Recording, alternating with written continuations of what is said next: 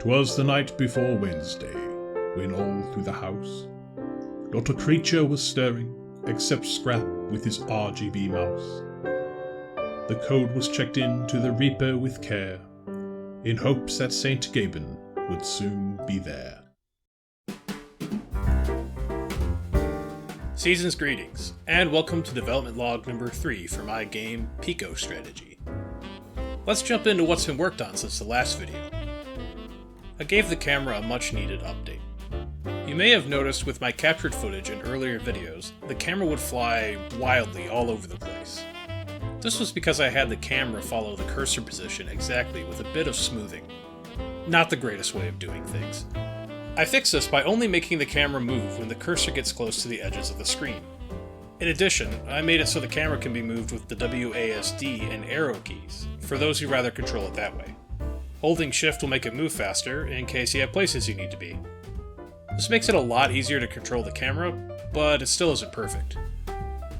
I need to do a little more research into how strategy games handle their cameras, and find a method that feels so intuitive that moving the camera doesn't feel like a chore. Being able to move the camera allows us to explore the new borders around the map. These were added to ensure the game looks good on the variety of shapes and sizes displays come in. The camera even tries to adapt its movement limits to the screen size, so that there isn't just a massive field of nothing past the sides of the map. This setup with the borders is something Advance Wars never had to worry about, as it was always displayed at the same fixed resolution of the Game Boy Advance's screen. But the game map would need to be, at minimum, large enough to fill that screen. With the setup I have in Pico Strategy, the map can be any size within reasonable limits. What's really neat about these borders is that in Godot, these are just 9-patch rectangles. Those are textures that are sliced into 9 sections, and stretched or repeated in order to fill the entire space, while maintaining a border. So the border around the map is just 2 objects, drawn underneath the map, even though they look like a bunch of tiles. Someone recommended I add a little parallax effect in with the borders. Personally, I like that the grid aligns with the map tiles at all times, but I would love to know what you think. Drop a comment below or in the Discord and tell me your thoughts. Adding to the barrage of new visuals, when you go to move a unit, the game will now show you which tiles are available to move to by placing down these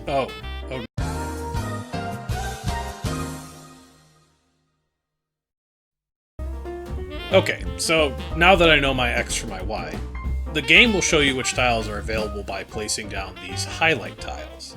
The highlight tiles are part of another tile map object that sits on top of the game map, which makes highlighting tiles as easy as providing the same map positions used for the game map. The code that figures out the available tiles is a nice little chunk of algorithm work I did that I am pretty proud of. It not only provides the valid tiles within range, but can generate a path using a neat little data structure I built for pathfinding that's based off of a linked list. Notice that the water and mountain tiles are not accessible by the recon unit. In fact, they're not accessible by any unit that uses tires for movement. Each tile type has a weighted cost of movement for each movement type in the game. Foot soldiers, being able to hike narrow paths, will be able to cross these mountains. Not very quickly, but they'll be able to do it. Boats will be able to sail the water with ease because, well, boats. But a boat can't sail across the wide open plains at all. This adds a few more layers of strategy to this game, making the player think about what they can move where and how long it'll take.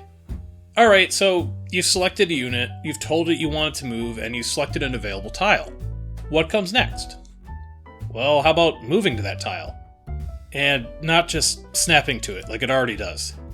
We would like each unit to take the most efficient path to a destination to conserve resources.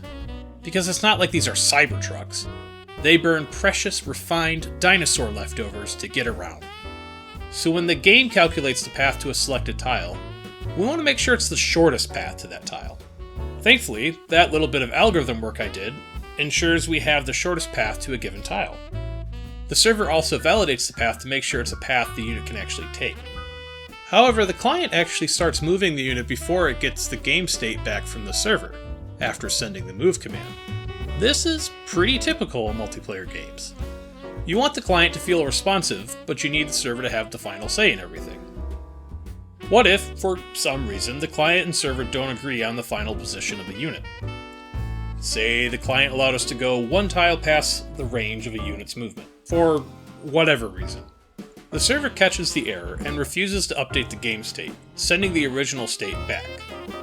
The game will still process the game state like it does every time, and as a result, will return the unit back to its original position on the client, mirroring the state on the server. This is one cause to an effect some people refer to as rubber banding. Hopefully, there won't be a ton of that in Pico strategy. When a unit moves, it also consumes that precious refined dinosaur leftovers we call fuel. Fuel is one of the resources you need to manage in the game, and limits how far a unit can move on its own. You'll need to spend a turn or two on a captured building, or get a visit from the supply truck to add fuel back to a unit. Of course, you can see how much fuel you have left in the unit information panel. I have also dabbled with the idea of adding a unit that takes away fuel when it attacks certain other units. Like a sniper that aims for the gas tank of a vehicle. Some quick little technical changes. I switched the object serialization from JSON to message pack. This should decrease serialization time and message size. I also pushed the initial commit of Pico strategy to GitHub, but the repository will remain private until I am ready to make the source public. That is what I have at the moment. I plan on there to be more to come in the future, so please subscribe and click the bell if you want notifications, especially if you're interested in more updates and development logs. And if you're already subscribed, thanks for the support. I would encourage you to join my studio's Discord if you have any questions about this project, want to collaborate on ideas, or check out other things I work on. Take care, and thanks for tuning in.